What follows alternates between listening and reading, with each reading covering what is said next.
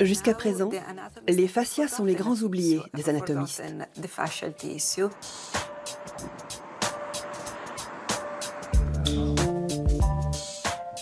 Il s'agit d'un système à part entière qui reste encore à explorer.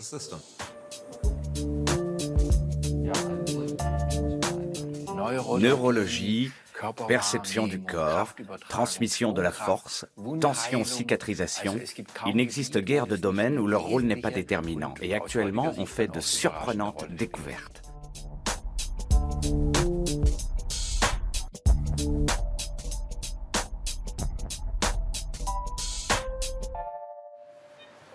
Qu'est-ce que les fascias?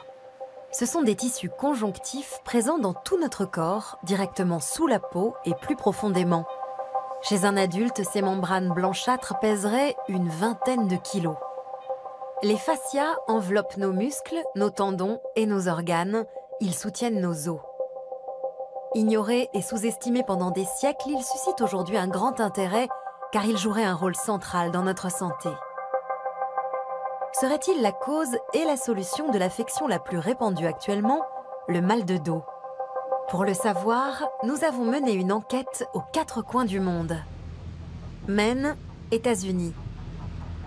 Thomas Myers forme des thérapeutes.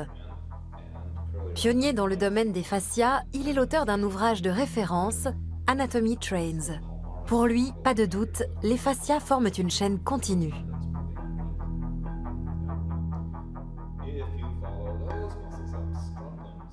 Si quelqu'un vient me voir avec une inflammation du fascia plantaire, j'obtiendrai rarement de bons résultats en traitant le fascia plantaire lui-même. J'atteindrai une amélioration sur le long terme en travaillant sur le membre inférieur, les muscles ischio-jambiers, voire l'arrière de la tête ou la nuque, parce que les fascias font tous partie d'un même système. Thomas Myers est persuadé que les mystérieux fascias forment un réseau continu et sont reliés les uns aux autres par de multiples lignes. De la tête aux pieds, d'une main à l'autre en passant par les épaules, et même sous forme de spirale dans le tronc. Il en est certain, une sensation de pincement à un endroit du corps a le plus souvent son origine ailleurs.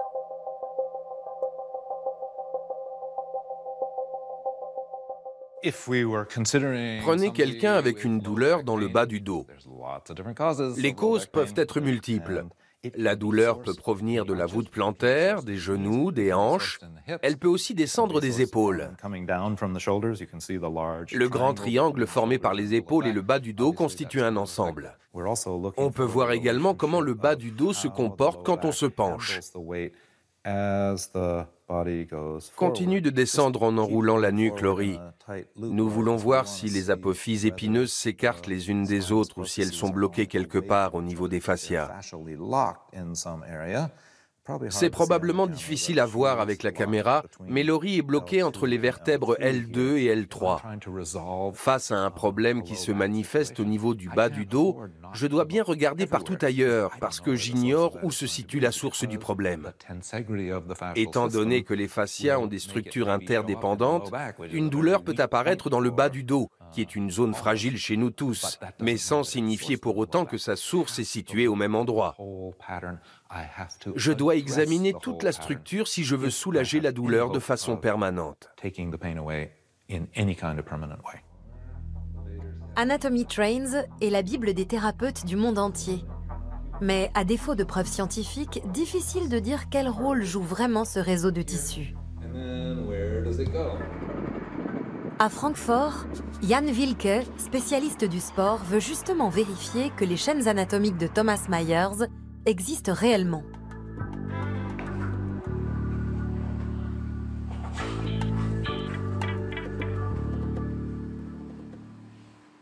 Ça a été une grande surprise de constater qu'il n'existait qu'une seule hypothèse, que l'on ne travaillait qu'avec un seul et unique modèle. Et je pense, quitte à passer pour un hérétique, que l'on a tendance à beaucoup fantasmer autour de cette thérapie. L'objectif est donc de découvrir si elle fonctionne réellement. Si après une manipulation, on modifie vraiment les fascias, ou si en fait, on se l'imagine. Réalité ou lubie? Les lignes décrites par Thomas Myers existent-elles vraiment? Jan Wilke teste 6 d'entre elles en se concentrant sur celle du dos. La ligne pour laquelle existent les données les plus probantes est la ligne dorsale superficielle. C'est également celle que nous étudions principalement dans le cadre de nos études de recherche appliquée. Cette ligne passe par les muscles extenseurs du dos, de part et d'autre de la colonne vertébrale, le ligament sacrotubéral, puis se prolonge jusqu'à l'extrémité inférieure de la jambe, c'est-à-dire l'arrière de la cuisse, le muscle du mollet avec le tendon d'Achille, et pour finir, le fascia plantaire au niveau de la plante du pied. Quel est le secret de cette ligne qui relie les deux extrémités du corps? Pour prouver l'existence de la ligne dorsale, Jan Wilke mène une série d'expériences. Si l'on bouge la cheville, le fascia situé sur l'arrière de la cuisse devrait, selon toute hypothèse, lui aussi bouger. Et effectivement, l'examen échographique montre un léger glissement du fascia.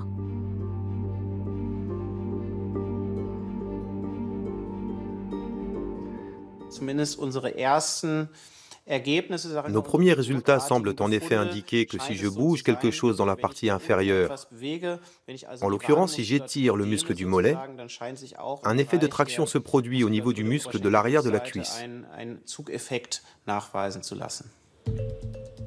La deuxième expérience est encore plus concluante.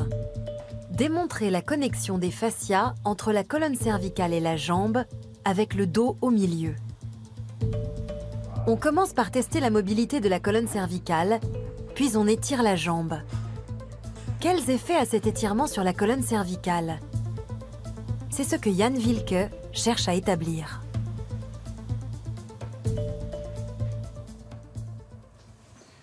Nous allons maintenant examiner les résultats. Voici les valeurs médianes des 5 mobilisations que nous venons d'effectuer. La mobilité totale, basée sur ces 5 essais, est de 108 degrés, soit 4 degrés de plus que lors du test précédent. Après l'étirement des muscles de la jambe, la mobilité s'est donc améliorée. Nous avons une amélioration de la flexion et de l'extension de la tête, au niveau de la colonne cervicale. Cela laisse supposer qu'il existe un effet mécanique de transmission entre les jambes et la colonne cervicale. L'existence de certaines lignes de fascia reste à prouver. Mais force est de constater que le travail avec un rouleau de massage sur la cuisse a des effets sur d'autres parties éloignées du corps, comme le cou. Jan Wilke pense que les forces se transmettent verticalement, mais aussi horizontalement. C'est un enseignement de toute première importance dans nos recherches, qui sont avant tout tournées vers les applications. Est-ce que cette pratique peut constituer une alternative possible pour le médecin, le kinésithérapeute ou pour le patient chez lui? Un patient souffrant d'une tension douloureuse au niveau cervical doit-il forcément travailler sa colonne cervicale? Ou peut-il, s'il le souhaite, soulager sa douleur de façon indirecte, en travaillant par exemple son tronc ou ses jambes? Ce que Thomas Myers et Jan Wilke étudient chacun à sa façon, cet homme en a livré les premières images.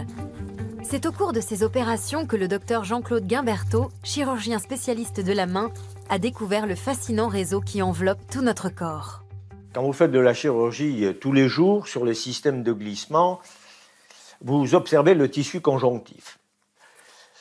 Mais comment fonctionne le tissu conjonctif? Voilà une question à laquelle jamais personne n'a répondu.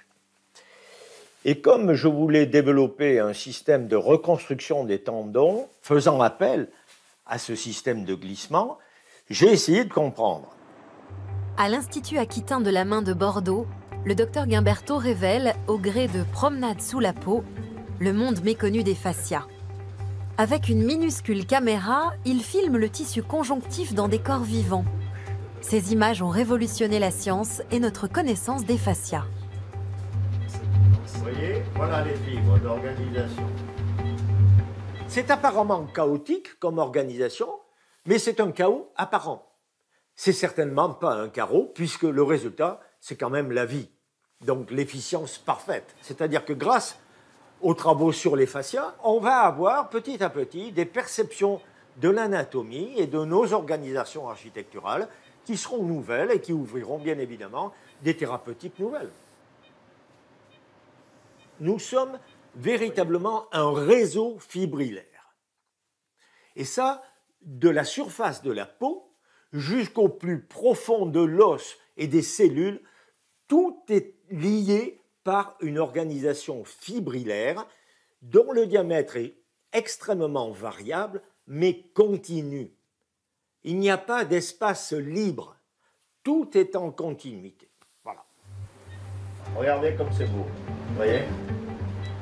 Fascinantes du point de vue esthétique, ces images donnent à voir la variété de formes et de couleurs de ces structures tissulaires, en mouvement permanent et en réorganisation perpétuelle. À quel ordre obéit ce gigantesque réseau apparemment chaotique? Quel sens et quelle fonction ont les fascias? La recherche internationale tente peu à peu de venir à bout de cette énigme. Padoue, l'une des plus anciennes cités italiennes et l'une des plus vieilles universités d'Europe. C'est dans ces salles que Galilée a émis l'idée que l'univers ne tournait pas autour de la Terre.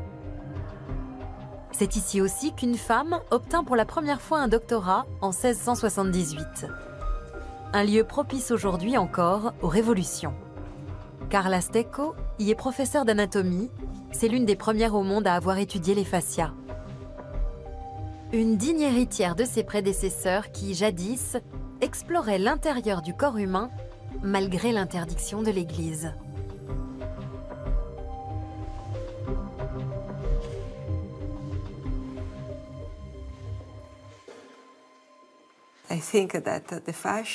Je pense que les fascias sont très importants. Les ignorer serait comme ignorer les nerfs ou les vaisseaux sanguins du corps. Les fascias forment un organe et nous devons comprendre comment le traiter. Chez les Stecco, la recherche sur le fascia est une affaire de famille. Le père s'y est consacré, puis la fille Carla et le fils Antonio. Mon père a été l'un des premiers à s'intéresser aux fascias et à s'interroger sur la façon de les traiter. À la maison, on en a toujours parlé. Mais au début, je n'étais pas vraiment convaincue du rôle qu'il jouait. J'ai donc commencé à m'intéresser à l'anatomie, aux dissections, parce que je pensais que c'était le meilleur moyen de visualiser et de comprendre réellement la nature de ce tissu. Dans la salle d'anatomie de la faculté, le professeur Stecco s'apprête à pratiquer une dissection. Elle commence par expliquer à ses étudiants ce qu'est un tissu facial.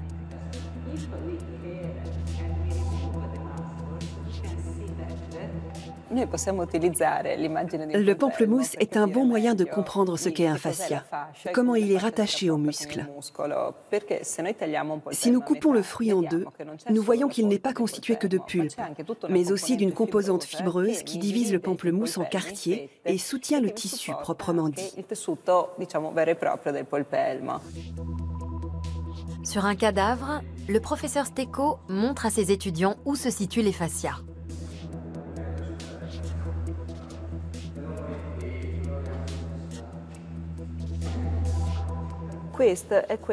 Voici ce qui correspond pour les chirurgiens aux fascias. Il s'agit d'un tissu conjonctif lâche qui me permet de glisser d'un niveau à un autre. Comme vous le constatez, c'est une structure extrêmement fluide qui peut se déplacer très facilement. Vous voyez comme je peux entrer à l'intérieur? Les fascias sont composés d'eau, de protéoglycanes et de tissu. Regardez comme c'est beau. Grâce notamment au professeur Stecco, nous savons que les fascias sont omniprésents dans le corps, sous les formes et les natures les plus diverses. Les fascias superficiels se trouvent directement sous la peau. Les fascias profonds entourent nos muscles, mais également les fibres musculaires. Cette peau blanchâtre enveloppe aussi nos organes. Même notre cerveau est tapissé par ce mystérieux tissu conjonctif. Les méninges peuvent être considérés comme des fascias particuliers, car elles ont les mêmes caractéristiques que les fascias visibles dans les autres parties du corps. En s'appuyant sur ses nombreux travaux de recherche anatomique, le professeur Stecco a établi un atlas des fascias, le premier au monde. Ces découvertes font référence. En 4 siècles d'histoire de l'anatomie, les fascias sont pour la première fois systématiquement répertoriés dans l'ensemble du corps humain.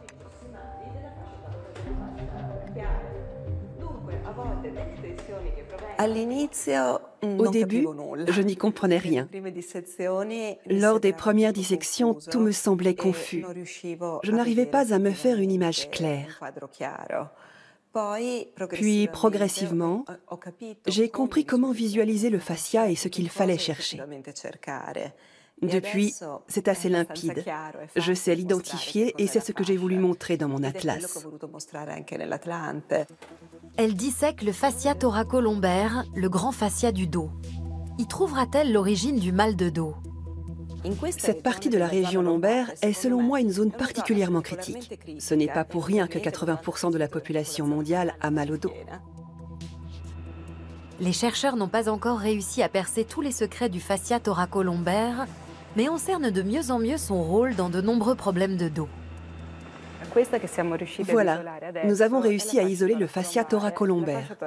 C'est probablement le fascia profond le mieux connu que nous ayons dans le corps, parce qu'il est actuellement étudié par de nombreuses personnes. Ce fascia semble effectivement être à l'origine du mal de dos, le mal de dos non spécifique. Le fascia thoracolombaire est l'un des plus importants de notre corps. Mais comment un fascia peut-il occasionner des douleurs? Pourquoi cette enveloppe tissulaire nous cause-t-elle tant de problèmes? C'est aussi ce que veut comprendre Robert Schleip, l'un des spécialistes allemands du fascia.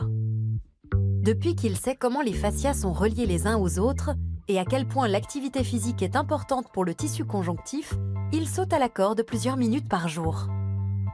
Ce psychologue et thérapeute corporel de formation a d'abord été un praticien. Pour mieux comprendre à quoi correspondait ce qu'il ressentait sous les doigts quand il manipulait ses patients, il a mis son métier entre parenthèses pour se consacrer entièrement à la recherche. À l'Institut de physiologie appliquée de l'université d'Ulm à Günzburg, il a soutenu une thèse sur les tissus faciaux. Ses découvertes lui ont valu plusieurs prix.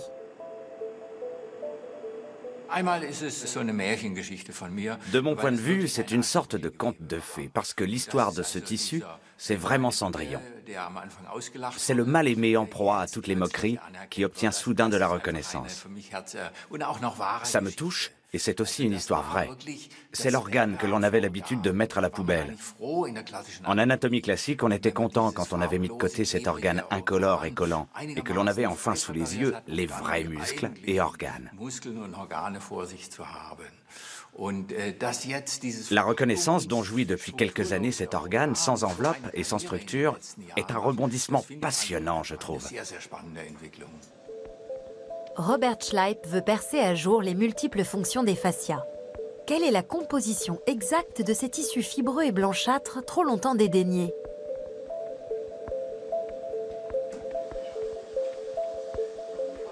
Les fascias sont constitués de fibroblastes entourés d'une matrice. Les fibroblastes sont les cellules principales du tissu conjonctif. Ils produisent notamment des fibres de collagène, le composant principal de la matrice. Avec le collagène, les fibroblastes fabriquent en quelque sorte les briques de leur maison. Il est intéressant de noter que ces cellules ne représentent qu'un infime volume du tissu conjonctif facial, mais qu'elles en produisent en revanche une grande partie. J'aime bien faire la comparaison avec les fourmis, qui peuvent construire une immense fourmilière dont le volume sera 10 fois supérieur au leur.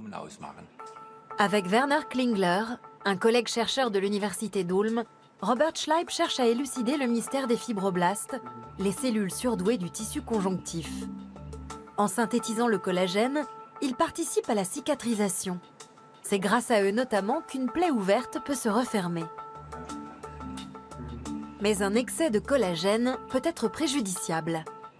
Les deux chercheurs allemands ont constaté que le tissu conjonctif d'un bras plâtré après une blessure se modifiait. Leur étude montre l'importance de l'activité physique pour nos fascias.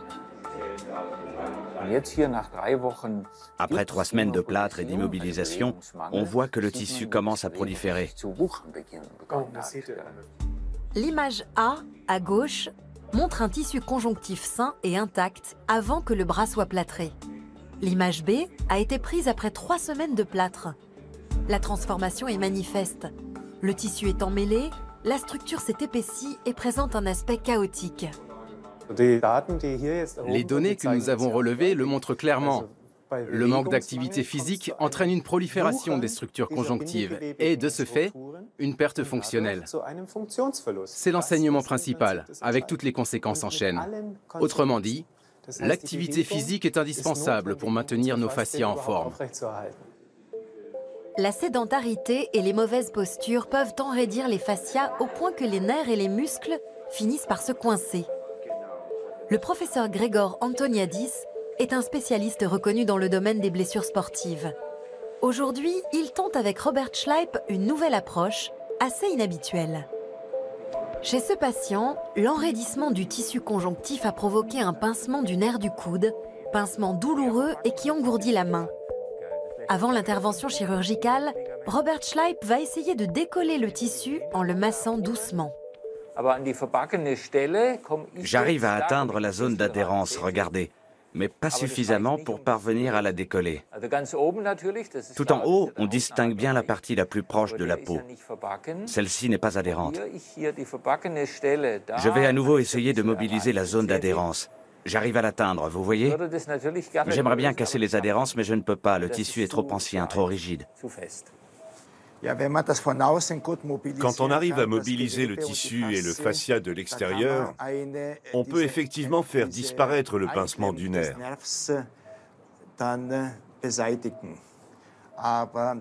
Mais comme M. Schleip vient de le constater, ce n'est pas possible ici. Nous allons donc opérer pour tenter de soulager le nerf en scindant le fascia en deux. L'activité physique est bonne pour la santé, mais elle s'avère aussi être essentielle pour les fascias. Pour rester libre et ne pas subir d'enraidissement, ces tissus ont besoin d'une stimulation régulière. C'est la principale leçon. Or, la sédentarité au travail, quand elle n'est pas compensée par une activité sportive suffisante, entraîne souvent des maux de dos. Y aurait-il un lien de cause à effet entre les adhérences faciales et les douleurs dorsales ? Pour le savoir, nous nous rendons à Boston. C'est ici que s'est tenu il y a 10 ans le premier congrès international sur le fascia. Le professeur Hélène Langevin de la Harvard Medical School y a participé. Cette spécialiste du fascia de la première heure a d'abord été médecin clinicienne. Impuissante à soulager ses patients souffrant de mal de dos chronique, elle s'est alors lancée dans la recherche.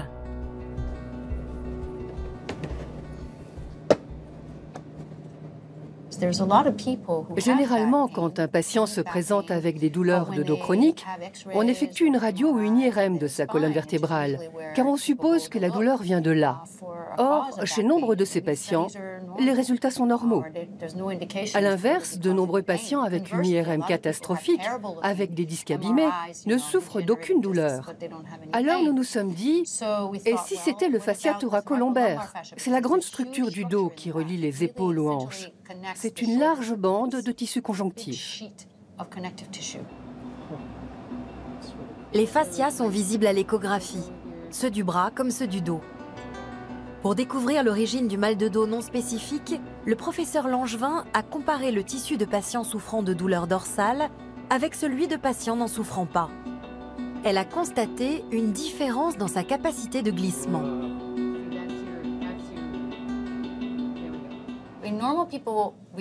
Chez les patients sains, les deux couches superposées sont capables de glisser sur 75% environ de leur longueur, quand le dos est en mouvement. Chez les patients souffrant d'un mal de dos, cette capacité tombe à 50%. Il y a donc une réduction de la capacité de glissement entre les couches. Comme Robert Schleip, le professeur Langevin pense que les responsables sont les cellules du tissu conjonctif. Une production excessive de collagène entraverait le glissement des fascias.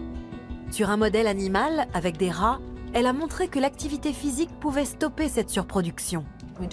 L'expérience consiste à réaliser sur des animaux de laboratoire une toute petite blessure, puis à répartir les animaux par tirage au sort en deux groupes. Les uns s'étirent, les autres non. Les étirements ont lieu 2 fois par jour et sont très doux. Or, nous avons constaté que chez les animaux qui s'étiraient, l'inflammation se résorbait plus vite. Ils guérissent plus rapidement et leur blessure disparaît. Activité physique et étirement permettent une cicatrisation plus rapide. Sous le microscope, le professeur Langevin trouve l'explication. Non seulement les fibroblastes se développent jusqu'à doubler de volume, mais leurs cellules envoient des signaux pour que les tissus se relâchent. C'est une découverte inédite. L'état de tension du tissu conjonctif est de fait activement régulé minute par les fibroblastes. Il s'agit d'une régulation cellulaire active, dynamique de la tension du tissu conjonctif. Cette découverte pourrait s'avérer importante, car on s'aperçoit que les fibroblastes réagissent à l'acupuncture comme aux étirements. Ils s'allongent et aident le tissu à se relâcher. Les étirements actifs, tout comme l'acupuncture, ont un effet relaxant sur les cellules et donc sur les adhérences tissulaires, y compris en cas de problème de dos. Deux moyens de contrer activement nos douleurs. Mais en dehors des mauvaises postures et du manque d'exercice, qu'est-ce qui provoque nos maladies? En étudiant la relation entre mouvement, étirement et problèmes de dos, le professeur Langevin ouvre des perspectives de guérison nouvelles. Robert Schleip aussi poursuit ses recherches. Dans cette expérience, il tend des fragments de fascia dans un dispositif. Il s'agit, pourrait-on dire, de fascia vivants auxquels nous administrons diverses substances de signalisation cellulaire, notamment celles qui sont actives lors de la cicatrisation. Puis nous observons dans quelle mesure les fascias peuvent se contracter seuls, indépendamment des muscles et des nerfs. Et les résultats obtenus sont étonnants.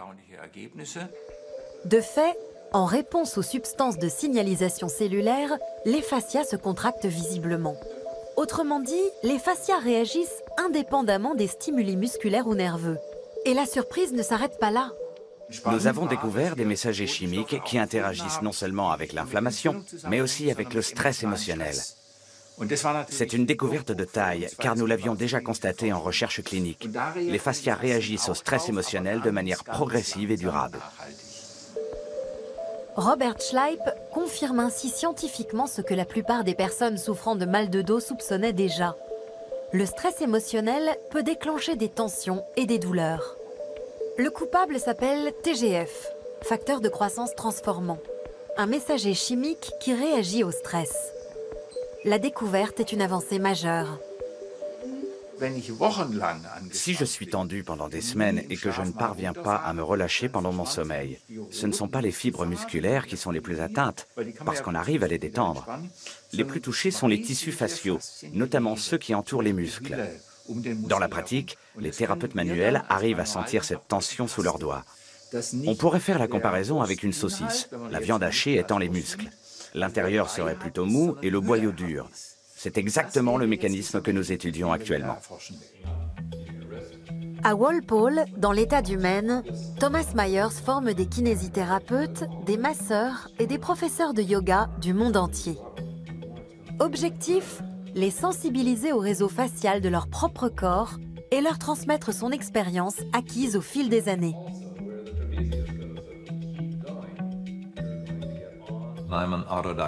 Je suis autodidacte, j'ai appris sur le tas avec l'aide de mes étudiants, de l'université et de nombreuses personnes de bonne volonté. Je voulais apprendre tout ce que je pouvais sur les fascias. Or, dans les années 1970, la littérature sur le sujet était très limitée. Thomas Myers reste fasciné par les tissus faciaux. Ce réseau global participe à la perception de la position du corps dans l'espace, à celle de nos sensations internes et aussi au maintien de notre posture. La recherche sur le fascia utilise le terme de tenségrité pour désigner le jeu parfaitement ajusté des forces de tension internes qui sont à l'œuvre. La structure de tenségrité permet une meilleure compréhension du fonctionnement du système facial en tant que système global. Comme vous voyez, elle est constituée de bâtonnets et d'élastiques. Les éléments sont assemblés de sorte que les bâtonnets ne se touchent pas entre eux, mais sont maintenus en place par les élastiques. Si on regarde un squelette de cours de science, dont les os sont reliés par des câbles, on a l'impression d'être constitué d'une armature osseuse autour de laquelle vont s'articuler les muscles, un peu comme le bras d'une grue de chantier. Ce n'est pas le cas. Vos os flottent à l'intérieur de votre tissu conjonctif. Si je pouvais faire disparaître ce tissu mou de votre corps d'un simple claquement de doigts, votre édifice osseux s'écroulerait sur le champ. Voici un formidable contre-modèle à notre représentation classique de la colonne vertébrale, la fameuse structure porteuse, le squelette comme soutien. Le piquet, en quelque sorte, sur lequel repose le tissu mou de la tente de camping. C'est ainsi que l'on se représentait jusqu'à récemment la colonne vertébrale. Ici, nous avons un autre contre-modèle tenségral.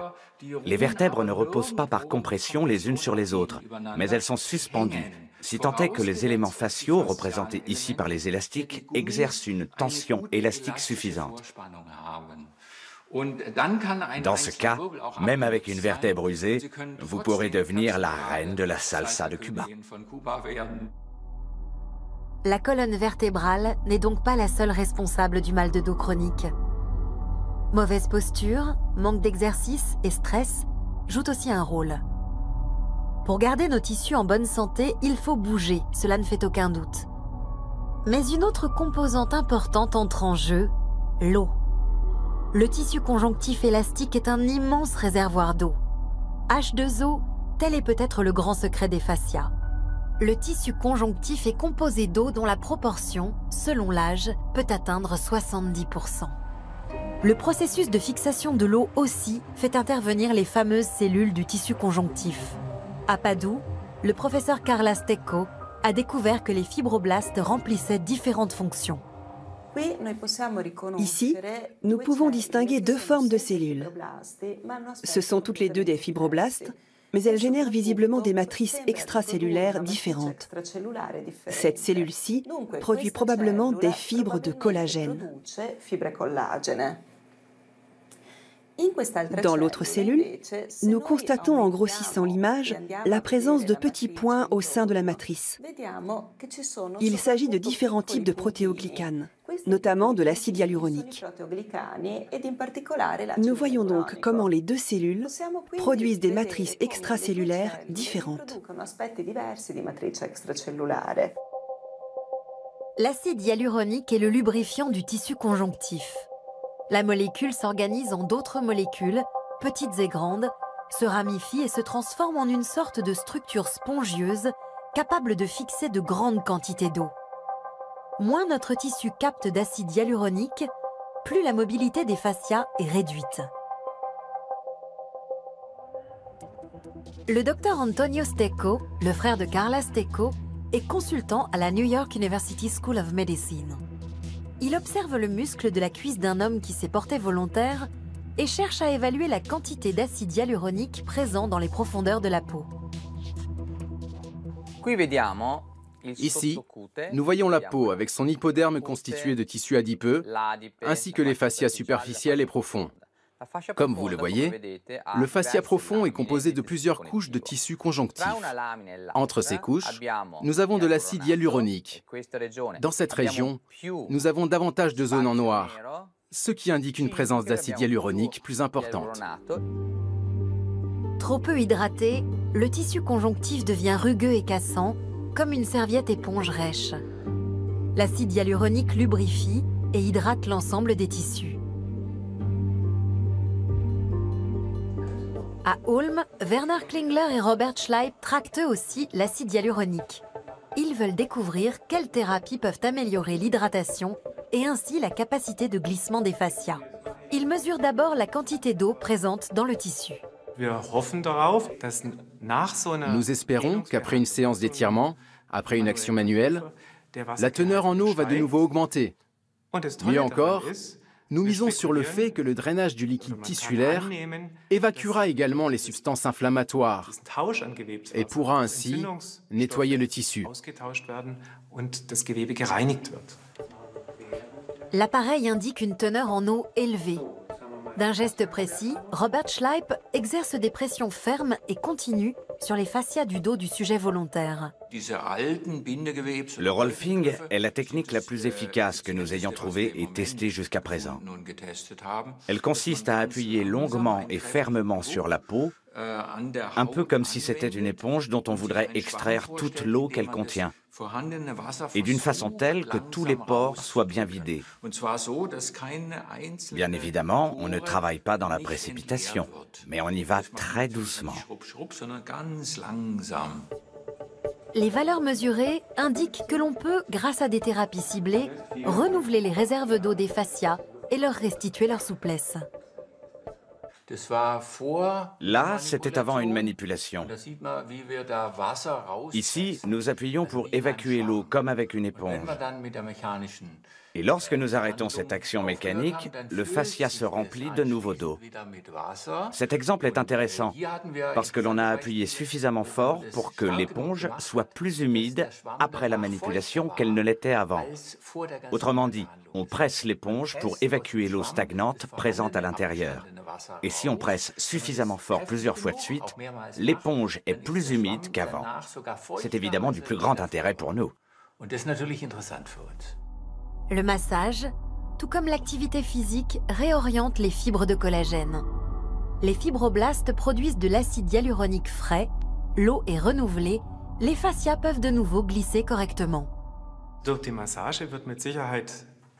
Il ne fait aucun doute que le massage stimule le métabolisme, mais l'activité physique apporte évidemment une dynamique supplémentaire dans le tissu. L'activité physique provoque une augmentation de la température corporelle, ce qui est en soi un stimulus métabolique. 1 degré supplémentaire entraîne une augmentation d'environ 10% de l'activité enzymatique. L'activité physique régulière stimule les fibroblastes qui, en 3 jours seulement, se mettent à produire du collagène frais et décolle les adhérences faciales. Mais pour que le tissu se régénère complètement et visiblement, il faut compter jusqu'à 1 an. L'activité physique est salutaire, mais encore faut-il savoir la doser. Quand je fais du sport, j'introduis des micro-blessures dans des toiles d'araignée qui se sont formées au cours de la nuit. Après le sport, la question est de savoir s'il faut faire une pause d'1, 2 ou 3 jours. Et quel est le niveau d'intensité requis pour inciter les cellules bâtisseuses, les fibroblastes, à produire du collagène frais, plus jeune et plus résistant pour mon fascia thoracolombaire ou mon tendon d'Achille? La bonne alternance, selon moi, ce serait un effort intense suivi de 2 ou 3 jours de repos. Ce serait l'idéal.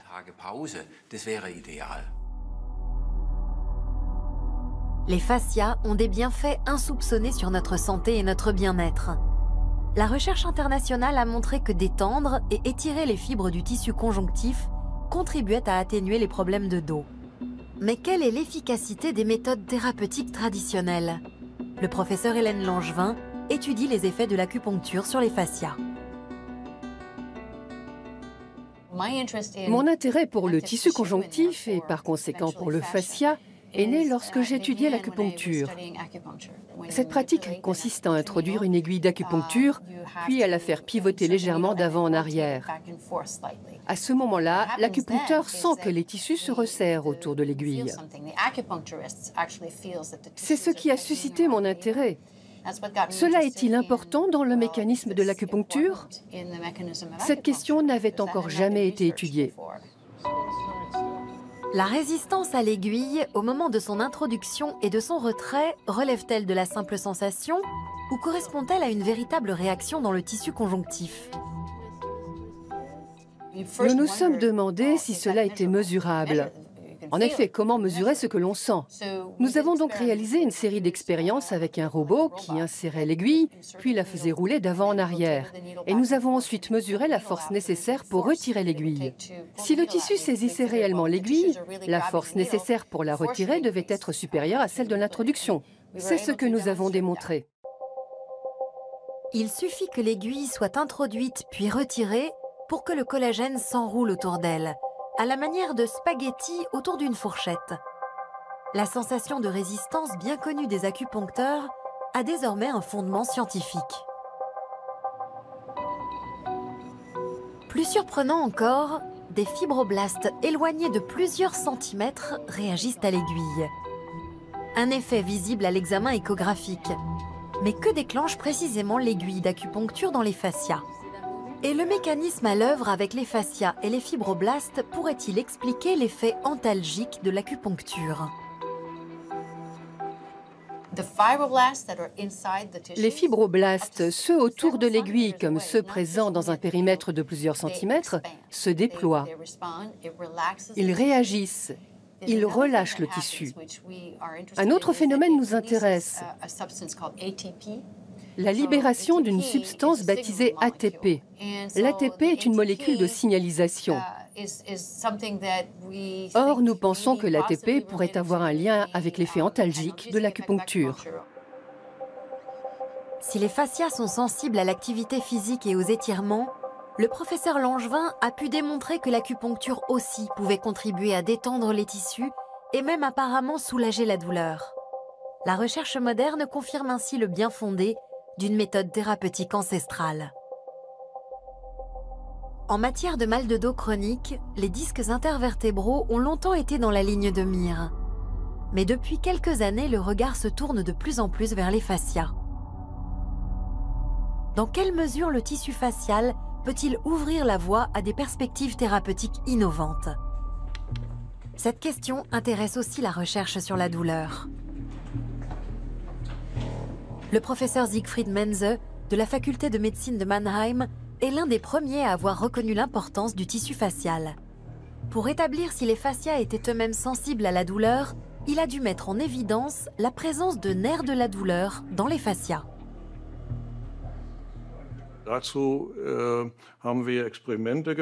Nous avons réalisé des expériences dont l'objectif était de prouver l'existence de terminaisons nerveuses au niveau du grand fascia du dos. Comme vous voyez, il s'agit d'un réseau de fibres nerveuses relativement dense. Dans ces terminaisons nerveuses en forme de points, les chercheurs ont découvert la substance P, nommée d'après le mot anglais « pain », douleur. Les petits points sont des récepteurs de la douleur. Mais comment savoir si la douleur provient du fascia et non du muscle? Le fascia et le muscle sont en effet pratiquement indissociables. Avec une pincette d'horloger ultra fine, on stimule le fascia afin de mesurer la sensibilité à la douleur. Puis on stimule le muscle et on procède à la même mesure. Enfin, on compare. Du fascia ou du muscle, lequel perçoit la douleur?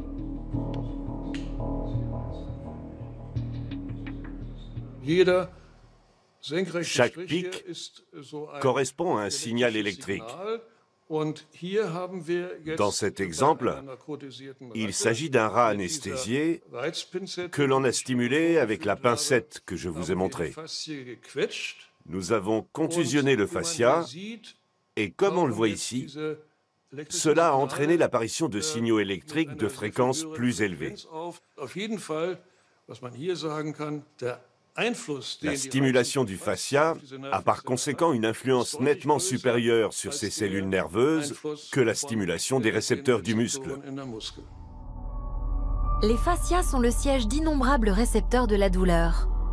Cela fait du tissu conjonctif l'un des organes de la perception parmi les plus sensibles. Les preuves scientifiques sont formelles. Comme Robert Schleip, le professeur Menze et son équipe supposent que le stress influence directement le tissu des fascias. En jeu dans ce mécanisme, le système nerveux sympathique qui fait partie du système nerveux autonome. Depuis le cerveau et la moelle épinière, il se distribue à presque tous les organes. Nous ne pouvons pas le contrôler volontairement. Activé par le stress, il prépare notre corps, comme jadis, à la lutte ou à la fuite. Pouls qui s'accélère, mains moites, voix qui tremblent. Mais comment peut-il influencer le tissu facial? C'est ce que le professeur Menze a réussi à montrer. Cette image caractéristique a confirmé notre hypothèse selon laquelle ces fibres sont effectivement présentes dans le fascia. On voit ici un entrelac de fibres nerveuses. Et si on grossit encore l'image, on distingue de nouveau ces petites extensions ponctuelles de fibres, qui sont très probablement des fibres sympathiques.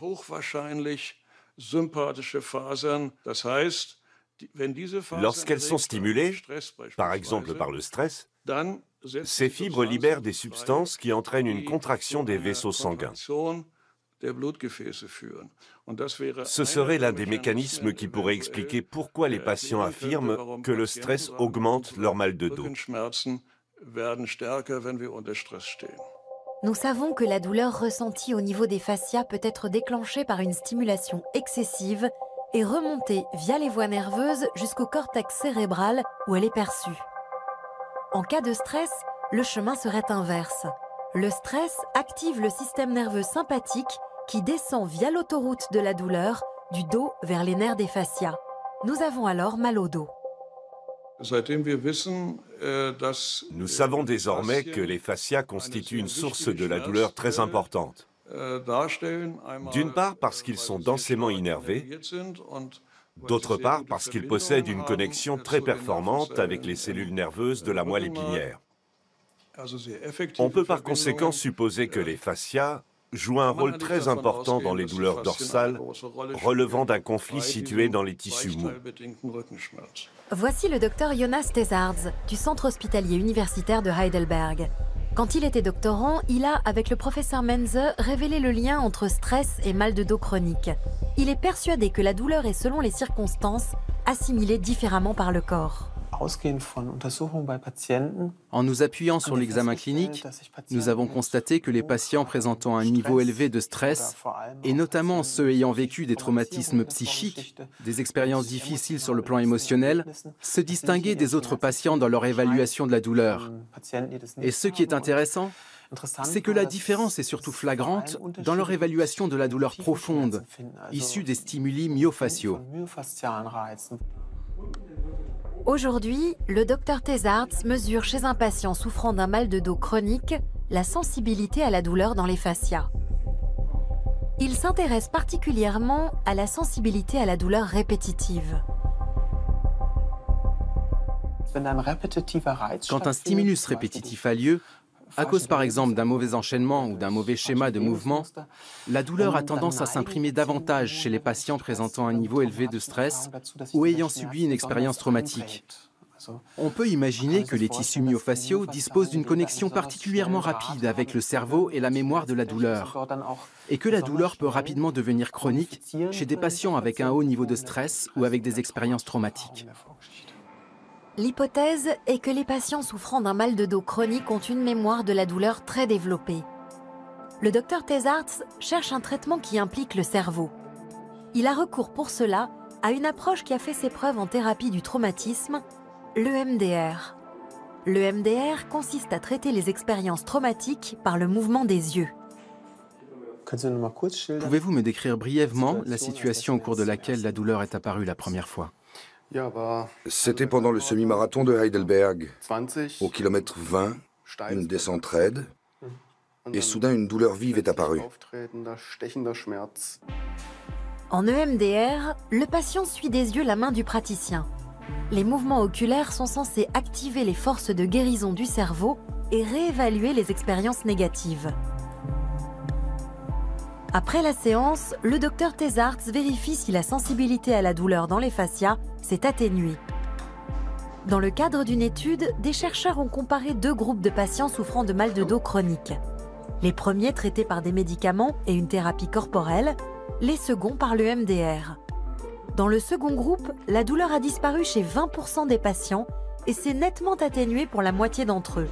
Un résultat encourageant et meilleur que celui du groupe témoin. Le grand rôle joué par les fascias dans le mal de dos chronique est aujourd'hui incontestable. Et la science a enfin trouvé une explication à un phénomène que nous connaissons tous. Le stress peut déclencher les douleurs de dos et les aggraver. L'activité physique et les étirements peuvent renouveler le tissu facial adhérent et atténuer le mal de dos. Qui plus est, les méthodes de recherche modernes ont confirmé l'efficacité d'une pratique thérapeutique séculaire. Le tissu conjonctif du fascia, qui enveloppe tout le corps, est le siège de nombreuses maladies, mais aussi la clé de leur guérison.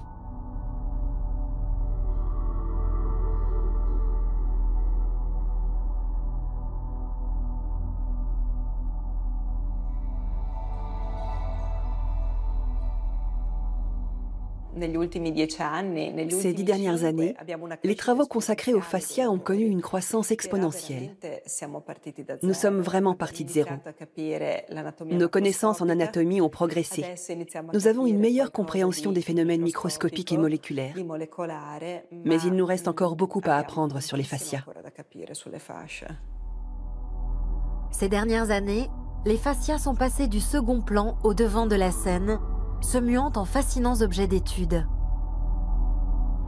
La science place de grands espoirs dans la recherche sur le fascia, y compris en cancérologie.